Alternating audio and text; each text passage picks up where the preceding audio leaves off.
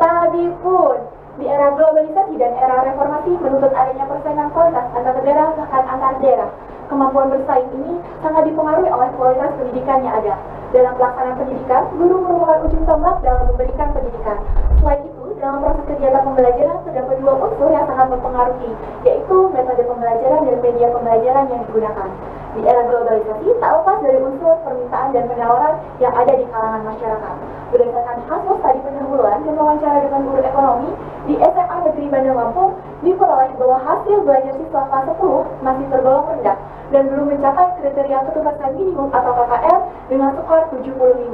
Hal ini disebabkan oleh pemanfaatan metode pembelajaran yang kurang efektif dan belum mampu memotivasi siswa dalam aktif dalam kegiatan pembelajaran. Hal ini khususnya dalam memahami konsep ekonomi, yaitu dengan materi permintaan dan penawaran. Berdasarkan hal tersebut, kami dari tim Surplus dengan anggota saya, Ananda Risha Putri, saya Dewi Fitriani, saya Setia Sulawesa, dan saya Umi Hanifah, ingin berinovasi dengan menerapkan metode dan model pembelajaran kreatif agar peserta didik mampu memahami pembelajaran dengan baik dan mudah. Teman-teman, sebelum kita memulai pelajaran, alangkah baiknya kita berdoa bersama. Berdoa, mulai. Selesai. Oke, sebelumnya, Assalamualaikum warahmatullahi wabarakatuh. Waalaikumsalam warahmatullahi wabarakatuh. Gimana nih, hadir semua tidak? Hadir, Bu.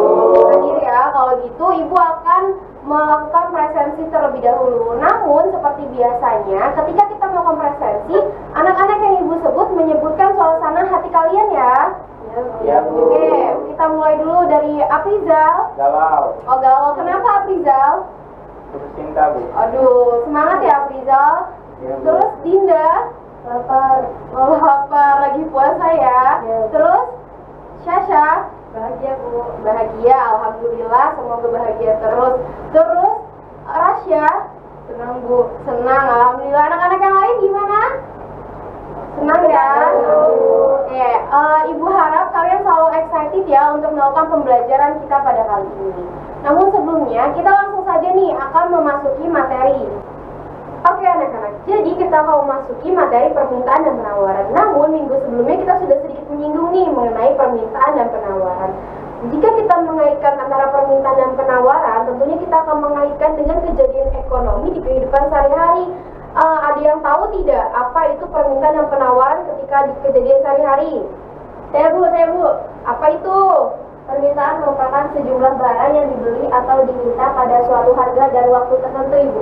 Oke, benar sekali ya anak-anak. Jadi ternyata anak-anak ini sudah sedikit memahami ya, karena materi permintaan dan penawaran ini juga ada di kehidupan sehari-hari kita gitu.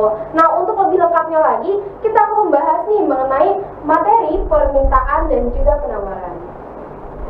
Pokok-pokok yang akan kita bahas ada pengertian, faktor-faktornya, ada juga hukum permintaan dan penawaran, dan juga kita akan melihat nih kurva permintaan dan penawaran. Langsung saja kita akan membahas pengertian permintaan dan penawaran.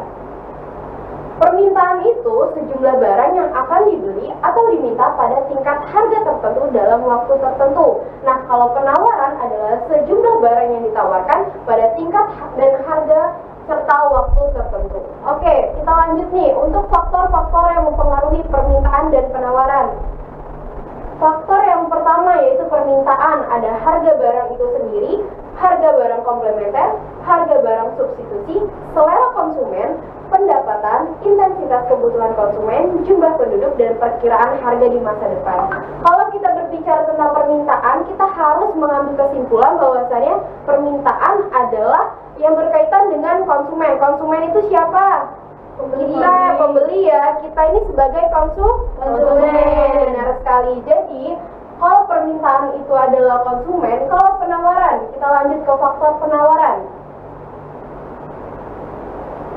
Faktor penawaran itu ada biaya produksi, harga barang itu sendiri, perkiraan harga di masa depan, harga barang pengganti, kebijakan pemerintah, kemajuan teknologi, dan juga jumlah produsen. Kalau tadi permintaan kita membahas tentang konsumen, kalau penawaran kita akan membahas, kalau kita membahas produksi, berarti siapa? Penjual atau di bahasa lainnya adalah produsen. Benar sekali. Sudah paham ya anak-anak? Paham. Oke, kalau gitu kita lanjut ke hukum permintaan dan juga hukum penawaran. Ini merupakan kunci bagaimana kita bisa mengingat secara lebih paham mengenai permintaan dan juga penawaran. Yang pertama, hukum permintaan.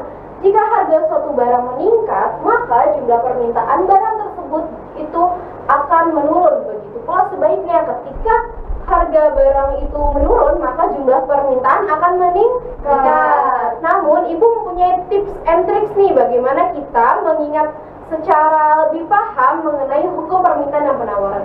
Kita bisa mengalokasikannya sebagai P itu harga dan Q itu barang. Maka Ibu akan bisa menjelaskan ke kalian, jika P naik maka Q turun. Begitupun sebaliknya, jika P turun maka Q naik. Oke, gitu. Dipahami ya? Paham. Oke, kalau gitu kita lanjut ke hukum penawaran. Anak-anak, berbeda dengan hukum permintaan tadi yang sifatnya itu negatif ya, berbanding terbalik kalau di permintaan. Namun di hukum penawaran, ketika harga suatu barang meningkat dan ceteris paribus, yaitu faktor-faktor nilai yang tidak dianggap tidak ada perubahan, maka jumlah penawaran tersebut juga akan meningkat. Artinya antara harga dengan penawaran berbanding lurus ataupun positif. Tadi kalau permintaan itu negatif, kalau penawaran itu positif. Karena kalau permintaan itu sebaliknya, jika harga turun permintaannya naik. Tapi kalau di penawaran anak-anak, jika harganya naik, penawarannya juga akan naik. Nah, ini tadi nih tips yang Ibu kasih. Jika P naik maka Q naik, jika P turun maka Q turun. Dipahami semuanya? Paham. Oke, selanjutnya kita akan membahas mengenai kurva permintaan dan juga penawaran. Di sini kita bisa lihat ya bahwasannya kurva permintaan adalah dari kiri atas ke kanan bawah, lalu sebaliknya nih dengan kurva penawaran, yaitu dari kiri bawah ke kanan atas. Bagaimana anak-anak sudah dapat menggambarkan apa itu permintaan dan penawaran kan? Sudah Bu. Baik anak-anak, tadi Ibu telah menjelaskan mengenai materi permintaan dan penawaran. Nah, kalian sudah paham belum mengenai materi permintaan dan penawaran? Sudah Bu. Sudah paham benar? Sudah. Baik kalau paham. Sekarang Ibu tanya kepada kalian. Tadi ketika suatu harga barang meningkat, maka permintaan akan turun. Benar. Ketika harga barang menurun, maka permintaan akan meningkat. Ya, pintar semua anak-anak Ibu. Baik, karena sekarang sudah paham semua mengenai materi permintaan dan penawaran, Ibu memiliki game untuk kalian ikuti. Mau kan ikut game? Mau Bu. Apa itu Bu? Ya, baik anak-anak. Jadi Ibu akan menjelaskan cara main dari game permintaan dan penawaran ini. Yang pertama, langsung kita ke soal. Di sini ada dua tabel. Yang pertama pasar dan yang kedua ada kejadian. Nih, contoh di pasar ya, ada coklat wafer. Kemudian kejadiannya coklat wafer sedang diobral. Jadi ini termasuk ke dalam permintaan atau penawaran. Penawaran Bu. Penawaran. Iya Bu. Yakin penawaran? Yakin Bu. Coba kita cek dulu. Ya, salah. Jadi jawabannya apa Bu? Jawaban yang benar adalah permintaan. Kenapa permintaan? Karena seperti hukum tadi, ketika barang itu naik maka permintaan akan menurun. Ketika harga barang menurun maka permintaan akan naik. Oh, jadi harganya lagi diobral lagi. Iya, harganya lagi diobral, jadi permintaannya akan apa? Naik. Oh, gitu. Baik. Udah paham semua? Paham, Bu. Kalau paham kita lanjut ke soal berikutnya. Ya, selanjutnya. Pasar, ada celana jeans. Kemudian di kejadiannya terdapat hasil penelitian yang menyatakan bahwa bahan selupan celana jeans terbukti menyebabkan penyakit. Nah, dengan ini termasuk ke dalam penawaran atau permintaan. Penawaran Bu. Ya, penawaran apa permintaan? Permintaan. Yang benar adalah permintaan. Coba maju ke depan yang jawab permintaan. Jelaskan kepada teman-temannya. Yuk, kasih tepuk tangan dulu dong yang lain. Keren banget tahu. Oke, jadi kenapa ini termasuk ke dalam permintaan? Karena jika dilihat dari kasusnya, ini merupakan Oke, kita telah menyelesaikan materi pembelajaran hari ini. Adakah dari kalian yang ingin memberikan testimoni terkait pembelajaran hari ini? Saya Bu. Oke, silakan. Ya, jadi mengenai pembelajaran hari ini dengan materi permintaan dan penawaran, saya dapat memahaminya dengan baik karena dalam pembelajaran kita juga menggunakan media seperti Canva dan diagram sehingga saya dapat dengan mudah memahaminya.